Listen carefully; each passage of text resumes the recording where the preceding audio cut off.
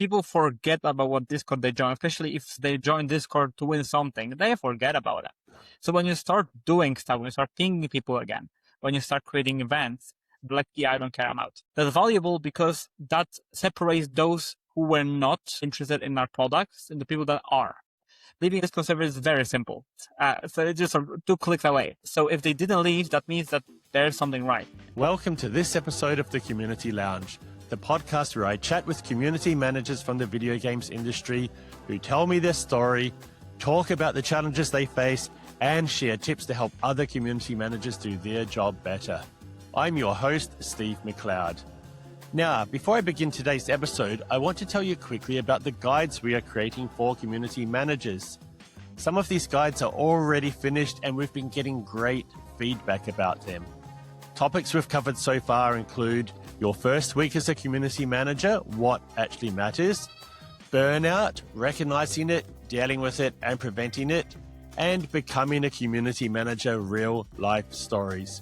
You'll find all of our guides and past episodes at featureupvote.com/thecommunitylounge.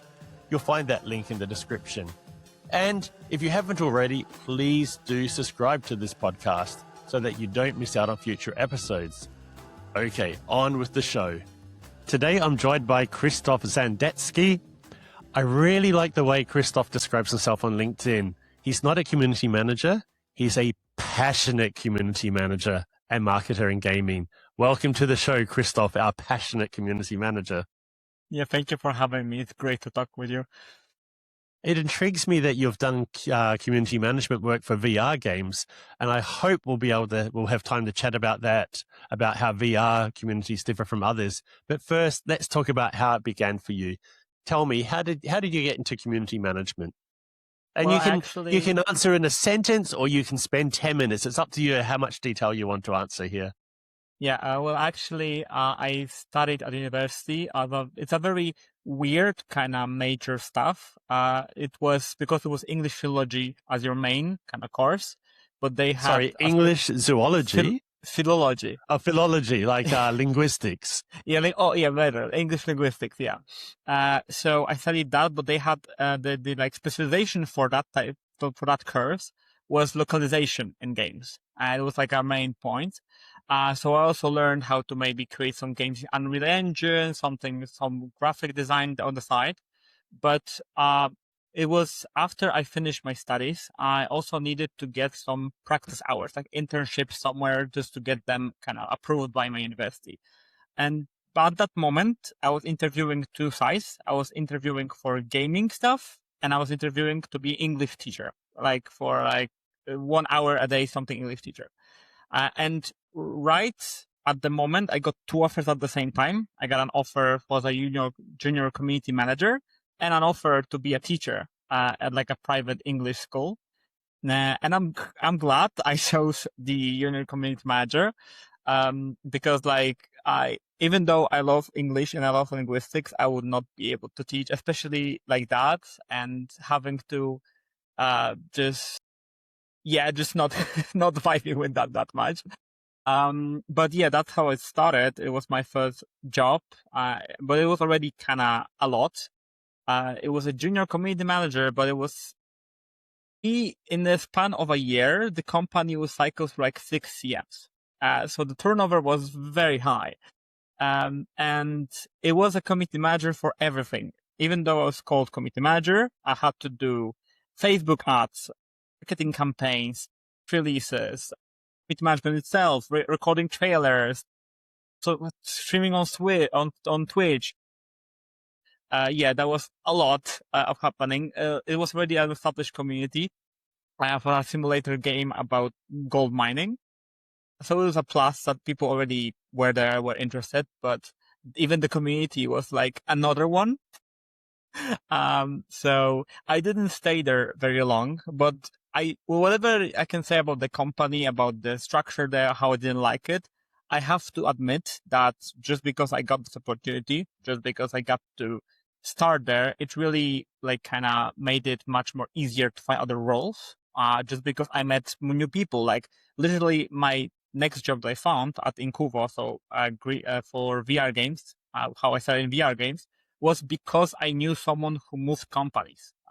It's not like they hired me, but just it was not cold messaging anymore. It was warm somewhere. And I think that's the most important part that I learned there, is that even the connection I didn't think were important were starting to become important once I wanted to move out from that company. So even though it was very hectic and it was very hard, and I had to do a lot of stuff I didn't even know how to do, it really showed me a path I could go forward, because nobody talks about community manager as a role that you can take pretty much, especially here in Poland. Right now it has changed, but when I started 5 years ago, I knew about marketing person, I know about PR managers and the dev side, but there was no mention even during my studies that there's something like a community manager, social media managers in gaming. So just that I got hands-on experience with that role, and I learned what I can do, where I can grow, that despite all the challenges, it made me really appreciate my time there. That's a fantastic story. I think so close to becoming an English teacher and almost being saved. But I think you also mentioned something, well, you did mention something I think is very important in the video games industry. It's something that's kind of surprised me, how much it depends on relationships and who you know. And once you've had one job and proved you can do it, even if that studio's in trouble, even if you don't stay there very long, you're going to see people in your next job and at events and so on. And if you've proven yourself in that first chance, you're so much more likely to get an opportunity next time. And Yeah, obviously that happened. Yeah, exactly. And it keeps happening, actually. Like most of my roles that I managed to get, even though I was recruiting for them, most of them were like, oh, I already know you, or I saw you, or whatever. So it's like, it's already much easier to talk through that. Like, we're not strangers, like from the beginning. It's also interesting that you didn't know about this community management position or work, because I'd say, at least the way I see it, there's a very, very successful Polish game that's the Witcher series, which I think they have excellent community management. They really are like a standout example for the whole industry. I guess the community management's not always in Poland itself, but yeah, I had somebody on the show who wrote on the Witcher games.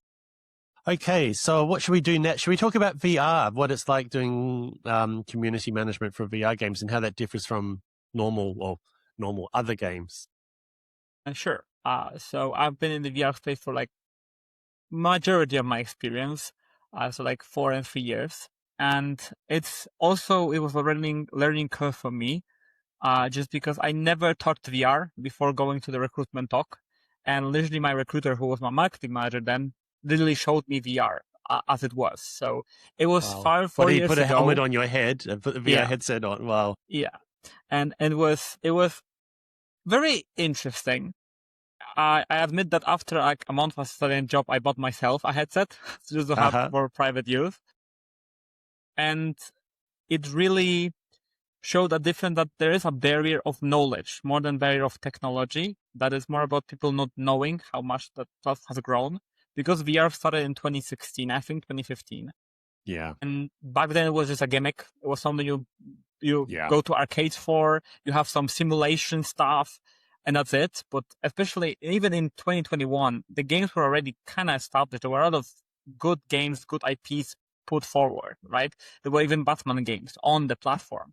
So it's not like the games were not there. It's just the community, like the gaming community as a whole, and people just didn't know that this was a platform for gaming. So I think that also came with the community management perspective, that the people who actually interacted with what I did with my community or my social media posts, they were already in the know of VR. They already knew of this, of the kind of the platform. They knew of other games. So it was very smaller niche community, but they were more dedicated. Like they were excited for a new game coming out to VR just because they're like, oh, a new game, something exciting to play, that people actually care about it, right? Because even on Steam, it's just like, yeah, another game, why should I care? But VR players are kind of different, and that has been changing now, but they were very different, that they really cared if you just showed up. Like if you showed up with a quality product, they wanted to listen to you, just because there were not that many games on VR and not that many like quality games there. People were more likely to listen to you just because they're like, oh, there's nothing on my headset. I already bought that So I'm interested in that. So, but on the other hand, those shows a problem that you cannot be not in VR and be there, because they're very tech savvy. Not all of them, but they understand differences between headsets. They understand how the VR works, how to call it. I think one of the first issues that I saw was that in Poland we call those goggles. We have a word for it that's goggle. We call it goggles. So they are Quest goggles or VR goggles. But this was a very bad word for the VR community, because VR goggles was something used as like a marketing term, and it was some more regarded like the cardboard version of VR. So the one that's only like for marketing or that's very cheap. So I had to learn very quick that no, it's called a headset, and they're very particular about the word, right? Because they care about the space and they don't want to see any outsiders in it. So when they see a sign that you are not really into the VR, that you are not really understanding them, they won't listen. So I really had to. I didn't know before the job that I took at Incuvo what VR was, but I had to learn very quickly. But that and also showed. How did you learn very quickly? I insulated myself in those communities, right? So I had we had our games Green Hell VR. So I played a lot of this, but also joined out of different communities for VR games in general, some particular ones. And I play those games. I see how they were interacting with people. I saw how, especially in VR, there's a problem of motion sickness. Some people get motion sick, and I was very motion sick in that. Okay. But the thing is that I am actually glad I was, because during the process of trying to get that sorted, because you can actually get that sorted, people don't know about it, right? They think like, oh, I get motion sick in VR, I won't be able to play ever. It's not that simple. Some people want, but it's very easily, not easy, but it's very, not easily, it's very common for people to actually get rid of that motion sickness. Maybe not completely, but that they can play games. So I learned all the different tips and tricks. So whenever the newcomers were around, and they were like, oh, this makes me motion sick, I had tips for them ready in the community. So I know you have to have a fan in front of you. You have to have a window open. You have to chew gum. And the most important tip, I think, is that don't force yourself, because your brain will then treat VR as something you force yourself to, and they won't like it. Like your brain, you have to sometimes like alter your brain chemistry to force them into liking VR, so that they don't get motion sick. Because if you push yourself through that first motion sickness, then your brain will like, oh, it always be that hard. But when you take a break from that and just get back later, it gets much easier. And I think that's something that I wouldn't learn by just reading about it. I had to experience that VR. I had to really get into that community and really get into why they care about this platform, right? And one of the things that's very important for VR community, especially right now, how it's changed, is that many platforms stopped caring about them, right? Like after. What do you mean by that? Because before it was Oculus Quest 1, Oculus Quest 2, Rift, that was a different company. And people were trusting that company. There were other competitors like Pico, but it was like the Oculus Quest was the one that was the more important, because you didn't need to have a strong computer. You could play on a standalone. But then it got acquired by Meta, when in their whole metaverse started. And even though in the beginning it was looking great for VR, new IPs, new money, new everything, after a year or a while, it just went downhill in a sense that Meta itself, I don't want to buff out anybody, personally at Meta, but it just showed that it was more of a money grab than I actually care for players, and they felt it. Okay. They felt it very strongly, and this sentiment has been growing to this day. That's why they are more bitter about the platform, about the games, and they're actually more critical of them right now, just because they feel very left alone. That's why it's very invigorating to see Steam coming out with Steam Frame. That is very exciting. We don't know when it's going to be, but this is something that people wanted for a long time. A competitor to Meta Quest that you can play standalone. And Valve is already pretty trusted when it comes to VR games. Like many people, when you say, what's your favorite VR game? They will say Half-Life Alyx. And it's understandable. It's a great game. And it's like, especially in the time it was created, when the VR was really at child kind of platform that really showed what it can do, the potential on VR. But that's how it has grown and how it is right now. So right now it's in the like middle space, like especially now at Meta, they had layoffs. They laid off their pretty much entire internal team for VR games. So it's really weird to see that all the colleagues I had or people I knew at Meta just leave like that one day. And it's really sad to see the community just not knowing what will be next. Will the VR die?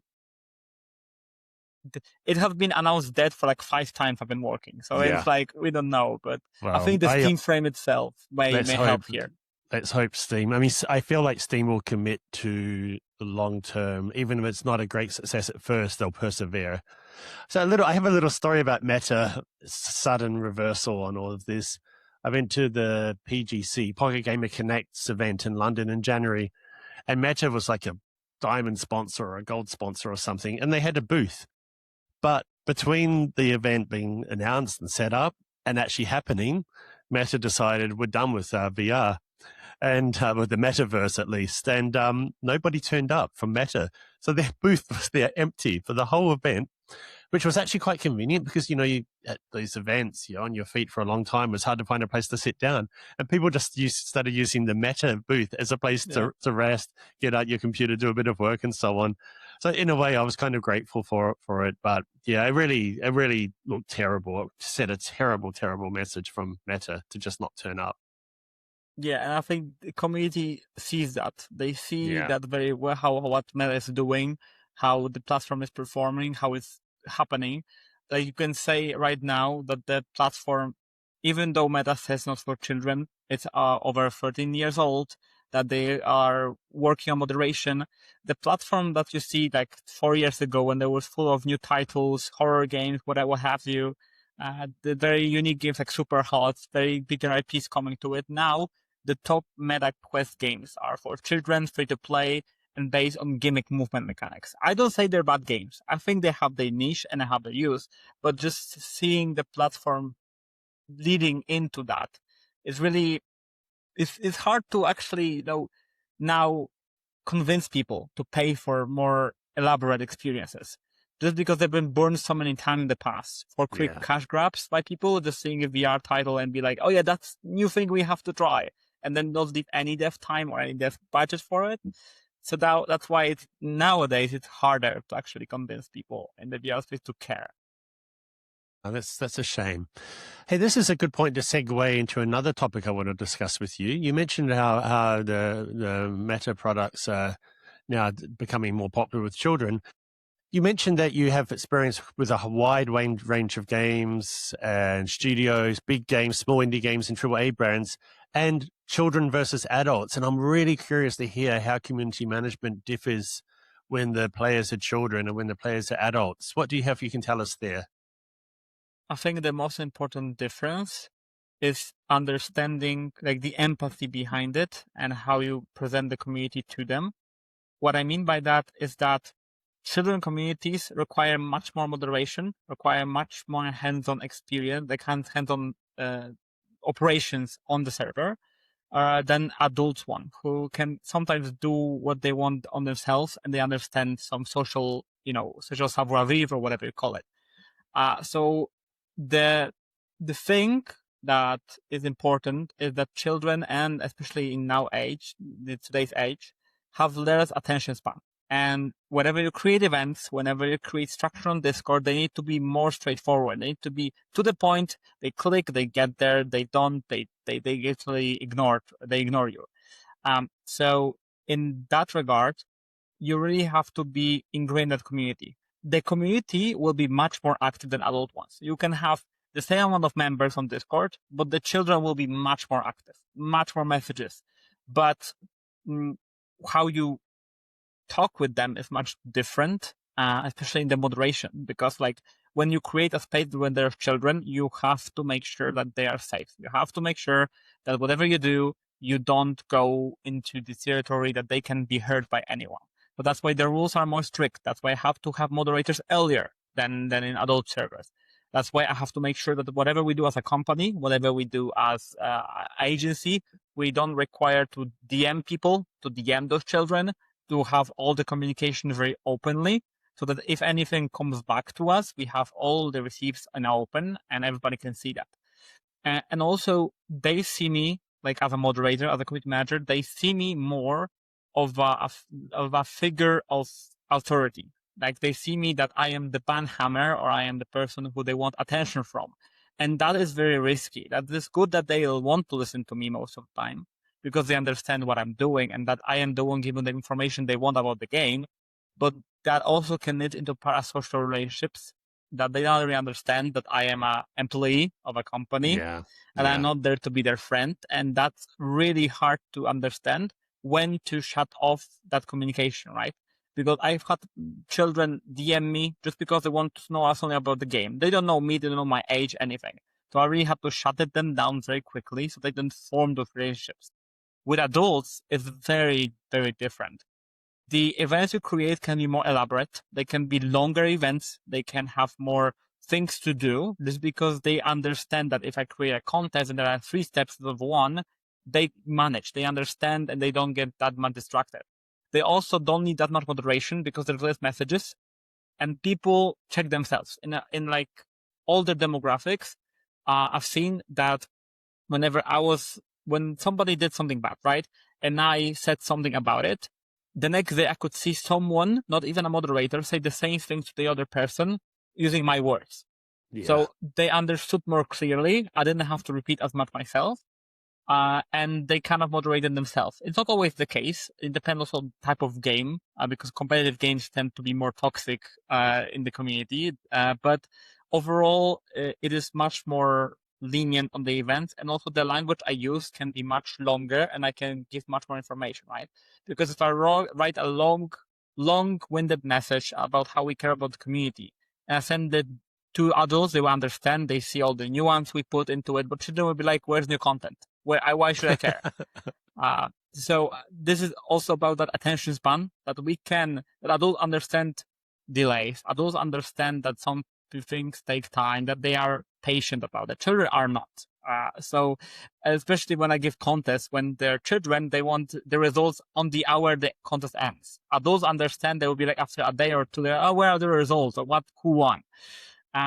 So other than that, and obviously making sure your language is on brand, I think it's also just coming from this level of empathy and understanding who you're dealing with, because adults won't treat me as a point of authority. They understand I'm an employee and they will treat me as such. They will not treat me with respect unless I show up for that respect. And they will not because for children, I can sometimes say some things in a roundabout way, not say sorry, because obviously I cannot say sorry for the whole company sometimes. So I can have some language around that, some crisis management skills used there, and they will be fine. But adults have a sensor. They sense something that I don't want to say. And it's very harder to fool them. It's much harder to fool them. That's really interesting. I really value the amount of expertise and you have in this. It's fantastic. Where do you see the line where the people stop being children and needed to be treated like children, and now they can be treated like adults? Do we just say it's like a particular age, or is there something else that where the community is now, you can treat them like adults? For me, for the sake of, ease of my work, I just treat them as Discord. If Discord thinks, or the community thinks they're like the platform I use, think they're adults, so usually 18 or if sometimes 16 years old, then I treat them as such. But it also comes with experience with the community, right? Because I can come to a community and be told our demographic is, 30-year-old man, right? And then I come to the community and there are children there. So it happens that sometimes the product managers mismatch what actually players look like, right? There are games even though they were targeted at adults, they get into the hand of children. And I am not the one responsible to, be like, please don't play that game. That's not my job. If they play the game, they join the community. That's not my job to tell them not to play that game. It's my job to make sure they're safe in that community. And especially in those cases when there's an interlap between adults and children, I have to make sure that people understand that there are children on the server. because in the rules, in everything, and that there's a proper way to report people if something happens, someone DMs someone. Because if we just leave it rampant, it will not only draw a wedge between those two demographics, which we don't want, but it could also lead to someone being hurt, which essentially would not want that attached to me as a community manager, or to our brand, or to our game, right? So I think it just the matter at hand of that is just seeing that what the committee actually is, and then adjusting to that, right? Because even though some people say they're adults, I can see how they type or how they act that they're not. So it's just about not taking the word of either my team. Sometimes it's hard, but sometimes I just have to see myself, but also of the people who I'm interacting with and see how it goes, right? Because I cannot really trust people on the internet. This is very true. There's the famous saying on the internet, no one knows you're a dog, based on the very early days of the internet. But it's true. Like, there are children pretending to be adults and, finding ways past age checks and so on. It's a difficult situation. Glad I don't have to deal with that. Yeah, that's why whenever I do that, in the beginning it was much harder. I didn't understand it, right? I had people DM me, I was talking with them, and that led to some situation where it went too far. And I didn't know it went too far, but because of the situation, I learned along the way. And right now I am very strict about not messaging people when it's not needed, not inviting their privacy, not collecting their data. And if we are collecting the data, knowing what we can collect, how can they maybe not want to collect, that they can choose something else, and just being very mindful of that, because I am in the end a representative force of the company or of the game, and I am one of the most front-facing people. So they need to have good interactions starting with me first. Otherwise, they will just form their whole opinion from the company about only me. So there is a lot of pressure on my shoulders with that, but it also makes it much easier because I just put on a mask. It's not like I am not genuine in my interaction. I have to grow thicker skin when I'm at work, and I have to have a mask of when interacting with people, just so I don't get hurt and they don't get hurt. Kristoph, we're running out of time, but I'm thinking that we might stretch this a bit longer. Are you in a rush to leave? Do you need somewhere you need to be? I think, because there's one topic I still want to discuss with you, and I'd hate to miss out on this. So something you mentioned to me in advance is that you have experience in revitalizing a Discord community or Discord communities, how to revive them and not lose your mind while you're at it. And I'd love to hear your point of view on that. What do you do when you inherit a Discord community that has a lot of people in it, but nothing's happening? Tell me, how do you go about that? We'll make this our last question before we do the final question. So it happens more often, you may think, because especially for a more established company, they have their games, they have their Discord, just put the Discord on the store page or in the game and just leave it as is. And then you have to come in and you see the mess that nobody understood what's happening. Nobody knew how to deal with that.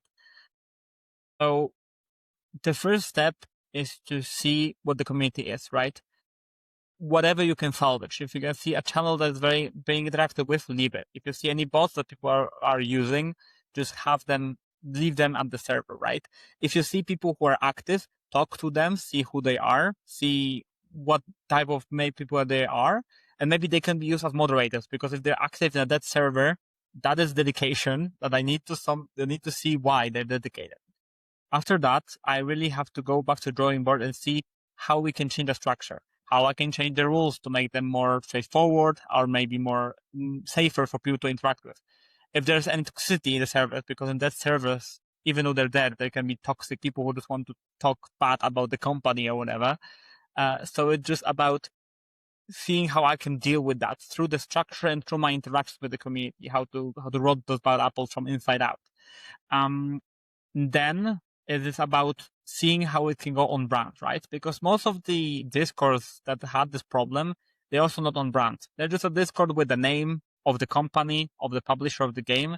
But on the inside, it's just a general off-topic voice channel, no sense of belonging, no nothing, right? And in Discord, it's very important, it's pretty vital for the sense of belonging to start from the get-go, the onboarding language, the channel structure itself, how you call those people. Like I always say to people that they need to have a role for all the people in Discord, just to have a way to address them and be like on more brand.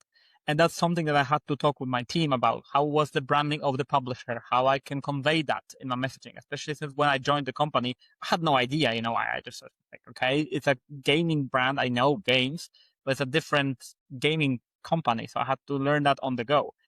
And after that, it's just about executing the structure and executing how to provide the value. Because Discord servers die for two reasons. Even the devs died, not literally, but the studio closed, the games closed, nothing is there. Or the Discord was providing them zero value. The Discord was used like a marketing post. It was used as a informational dump, nothing of value. It was one way, right? It was from the studio to the players. And that's the first problem I need to solve, is to create events, create value, create people a reason to join the Discord, actually interact there. It can be through events, or it can be done through events or like onboarding, but it can also be done through some in-game stuff, right? So I have to talk with the team here. But the most important part is to try to stick with it for a while. Because that was when I joined the GameDust, and they were already known publisher in the VR space, but they were still a VR indie publisher. So it was a niche within a niche. So a niche on niche. So they have a very small community, but even then, after I made those changes, people started leaving. And that's bound to happen. And in the beginning, I didn't understand it because I made those changes. The Discord looks better. I can see that what I did had value to the brand. It looks more on brand. It much more useful, but people are leaving. And that's the case of the servers, that people forget about them. You can have 200 servers or even more with Nitro, I'm not sure, on Discord. So people forget about what Discord they join, especially if sometimes they just like green campaigns, join Discord to win something. They forget about it. So when you start doing stuff, when you start pinging people again, when you start creating events, they remember a Discord server they joined a year ago. They're like, yeah, I don't care, I'm out. And that is actually very valuable to us because how is that valuable? That's valuable because that shows us what people joined only for whatever was happening back then, or whatever for a game that we made like a year or two ago. And that separates those who were not kind of interested in our products and the people that are, or in our branding, right? Because if we started interacting in the server more and started doing those changes, and the people who stayed, that made them that they cared enough to stay. Because if some people left, and leaving a Discord server is very simple. So it's just 2 clicks away. So if they didn't leave, that means that there's something right. And I just stick to my guns. And I said, okay, we'll try for a few months. If it doesn't go that way for a few months, I will check the analytics on Discord dashboard. I will see how the retention is going. And the thing is that after a week or two, after this big exodus of people from the Discord, I saw that the retention was growing up. So the percentage of people who joined and then stayed after that time was much larger. Then I saw that people were actually joining. The same amount of people left and joined. So I was like, okay, we're going into neutral territory. I was like, okay, let's continue that. And after that, while we grew to the size we were at the beginning in like half a year or something like that, and people were starting to interact in the channels, there was even though the number of members were the same, the numbers looked the same on the growth tab on Discord. The engagement tab, the communicators, how many people messaged, how many channels were visited, they grew exponentially. They grew more and more. And I think that's the most important lesson when I try to revive that channel and at that server, is that you really have to grow a thick skin when it comes to numbers and to defending yourself, right? Because I'm very glad that my team understood and trusted in me, even though I was a newcomer. It was my big first task. The team at GameDust were very welcoming, and they understood how hard of a task that was, and they just trusted me and was like, "Yeah, let's go with it." I know in some, especially bigger companies, it might be much harder to actually convince people that what you're doing matters because they see numbers, they want to report on the numbers, and they're going lower. So they think you're doing a bad job. It's not that straightforward, especially when you're working with real people, with real emotions, with real loyalty. So it's more about what you can grow from that and how you can also develop as your own person, because that also made me less scared to risk sometimes. Because when I see a risk and I can see the effect in months rather than days, it's much more valuable to me than just one-time engagement spike, right? But revitalizing is never easy, especially when you have like a brand rather than a game. It's always harder to make people care about a whole publisher than a one game. But it was really kind of rewarding for me to see those people interact, actually starting to use those spaces. So later this year, or maybe early next year, I want to add to our website a guide for community managers on how to best use Discord. And this is so inspiring. I think we're going to have to include some of these tips of yours on how to resurrect or revitalize the Discord community there. And the insights that management want to see numbers go up, but you are going to see numbers go down for a while. I think that's a really important insight. And knowing that's the case, you can then tell management, look, this is what happens when you revitalize it. We do lose people. That's great. Great stuff. Thanks, Kristoph. Yeah, and then like one thing I can add to that is that it's not only useful in revitalizing communities, it's also useful in work overall. That when you make changes, especially when you join as a new CM to an already established community, it doesn't have to be that. But especially when I was working at the agency, I am always an outsider, right? I'm also joining an established community. Most of them hate change. And you are bound to see negative sentiment. It's something as simple as creating for one server. I created just a usual one role for everybody in servers. We have the sense of belonging from the start. And they hated that. They hated everything about it. The name. Why do we need to have it? Why is the color like that? Where there's no icon? But after a month, they just got used to it, because sometimes people just have to get used to changes. People are people. Sometimes they hate change. Exactly. Most people hate change or something they're familiar with, but most people also get used to the change pretty quickly. We have completely run out of time, but there is still one final, you might even say the most important question. What game have you been playing lately? I've actually been playing Kingdom Come Deliverance 2 the most. Which is kind of funny, because like I tried my fiance, played the first game, didn't like it, but after the second one came out, she played that and he loved it. He loved it more than Expedition 33, which can tell you a lot. He still loved, they're very equal to him, but But then I tried playing again the first game, because I'm the type of guy who wants to play all of the games in the series before going to the most important one. So I tried to play it, and it was not for me. I played for longer, it was not for me.